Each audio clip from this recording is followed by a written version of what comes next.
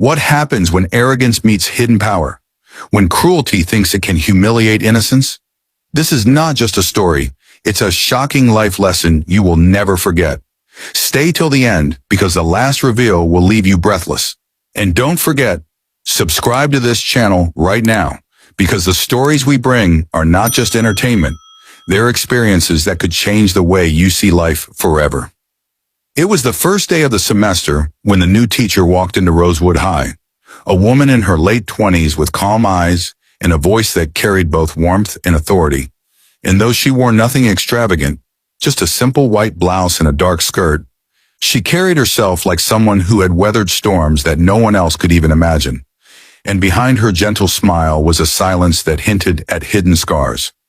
The students whispered about her, wondering who she was, but no one dared to approach, except him, the principal's only son Jason, a tall, broad-shouldered boy with a reputation for arrogance and cruelty, who believed the entire school belonged to him because his father was in charge, and he had spent years tormenting anyone weaker, making himself the unspoken king of the hallways.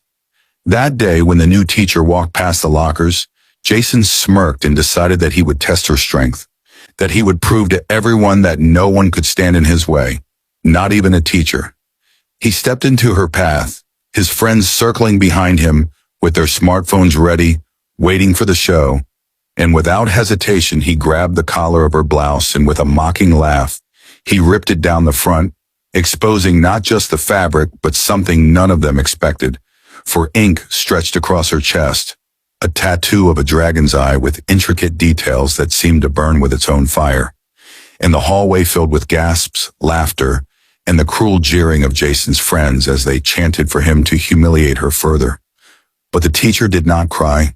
She did not scream. She did not strike back. Instead, she leaned closer to Jason, so close that he could feel the calm but unshakable steadiness of her breath, and she whispered just one sentence into his ear. 5 words that froze his body as if lightning had shot through his veins. Words so simple, yet so heavy with truth that his smirk collapsed into silence. I know what you did. For a moment, Jason's bravado shattered, his fists loosened, and the laughter of his friends died into nervous whispers as they watched their leader's face turn pale, because none of them could understand why those words, those 5 quiet words, could make him tremble as if a ghost had crawled out of his past. Jason stumbled back, eyes darting wildly, because he had indeed done something so dark, buried under lies and silence, something that no one should have known, and the teacher's calm voice pierced through his mask like a blade. And though she didn't speak again, Jason's mind was already unraveling, replaying the memory of that night when he thought no one was watching, when his recklessness had cost someone their life in a hidden accident that had been covered up by his father, a truth he carried like a poison locked away in the shadows of his soul. And yet here stood this new teacher, looking at him with eyes that seemed to see straight through his skin into the darkest chambers of his conscience.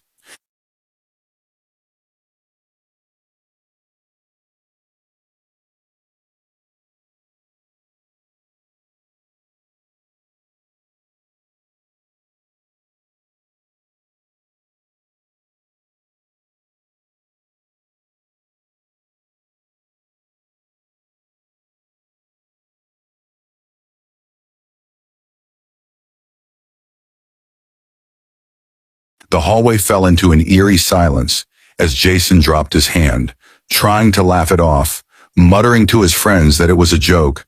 But his voice cracked, and for the first time the students who worshipped him saw fear dripping from his eyes. And the teacher calmly buttoned what was left of her blouse, straightened herself, and walked to the classroom without another word, leaving everyone shaken. But the story did not end there, for Jason's nights became restless, haunted by the dragon's eye and the echo of that whispered sentence. And each day the teacher seemed to look at him, not with anger, not with revenge, but with an unspoken mercy, and that only made his torment worse, until one day he broke, storming into her empty classroom after school, demanding to know how she knew, his voice shaking, his fist clenched, not out of strength but out of desperation. And she turned to him, her eyes calm yet sorrowful. And she told him a story, not of him but of her brother, a boy who once studied at Rosewood, who was full of laughter and dreams until one rainy night he never came home. And though the world called it an accident, she had traced every detail, every whisper, every hidden file, and she knew it was no accident, that it was Jason's reckless drag race, his speeding car on the wet road that had sent her brother into the grave. And though Jason's father had buried the truth, paying off officials, erasing records, and silencing voices, she had never stopped searching.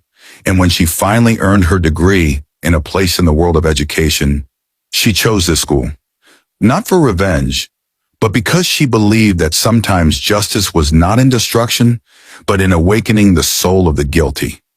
Jason collapsed into a chair, his arrogance crumbling into sobs, because he had carried the weight of that secret alone for years, and the teacher's presence was like a mirror reflecting the monster he had become.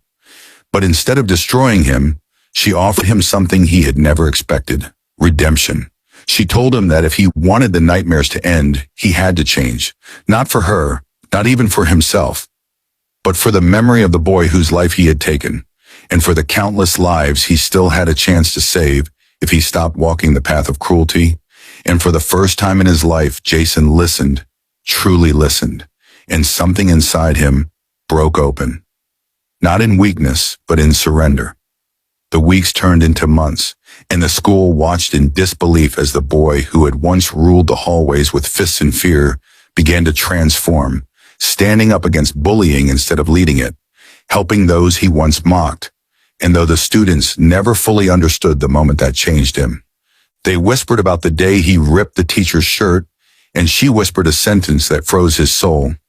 Years later, Jason stood on a stage, no longer a bully, but a man who dedicated his life to youth counseling, speaking to troubled teens, telling them that arrogance and cruelty were masks hiding pain, and that true strength was in facing the truth.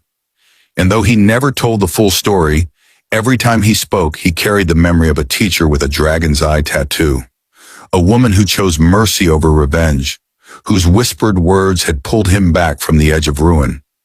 And somewhere in the crowd, sometimes unseen, she would watch, her heart heavy with loss, but also glowing with the miracle that her brother's death had not been in vain, because it had created a ripple that turned cruelty into compassion, arrogance into humility, and a lost boy into a man who gave others a second chance at life.